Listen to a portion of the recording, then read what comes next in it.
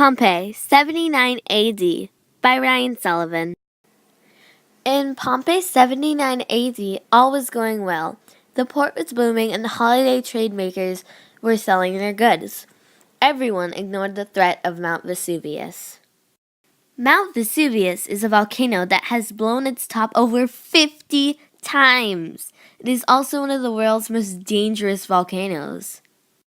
The reason why Mount Vesuvius is so dangerous is because it's a stratovolcano. Stratovolcanoes are cone-shaped, making them explode instead of letting lava ooze out.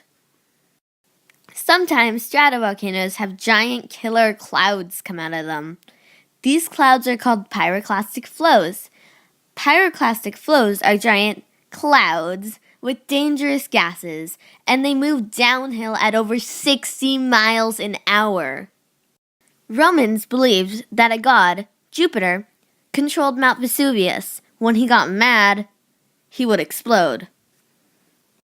Now getting back to Pompeii, the town was a Roman town. The Romans liked to predict the future, but nothing prepared them for the eruption of Vesuvius. On August 25th, the eruption started. Mount Vesuvius, that had been quiet for many years, exploded. Pumice and ash fell everywhere as the citizens were hiding. The ash fell for 3 days. A nearby town, Herculaneum, was hit first.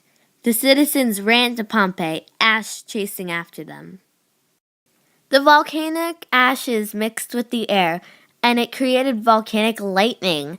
The volcanic lightning crashed down on the earth. Fire broke out in parts of the city, burning down some of the houses and leaving some burnt at the edges. Because of the eruption, an earthquake started. In these days, Romans called these earthquakes earth tremors.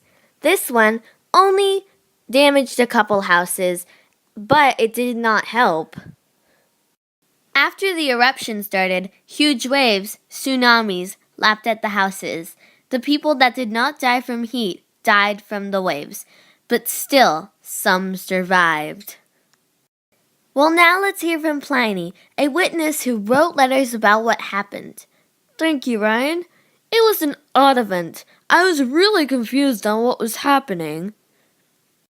Mount Vesuvius, a mountain controlled by Jupiter, blew up. Of course, my uncle Pliny the Elder went up to get a closer view, but eventually ended up dying. As for me, I walked away with my village to escape the ash. I would go on to write letters to my friend Tacitus, and they would be rediscovered in 1549 by Spanish explorers. Thanks for being here, Pliny. You're welcome. Thank you for having me. Any last words? Don't live under a volcano. Well, thank you for being here. The city of Pompeii was sacked by looters who dug tunnels through the walls to collect the Pompeians' goods. In 1549, Pompeii was rediscovered, but it had 15 meters of ash covering it. The ash preserved all of the humans. You can still visit these bodies today in Naples, Italy.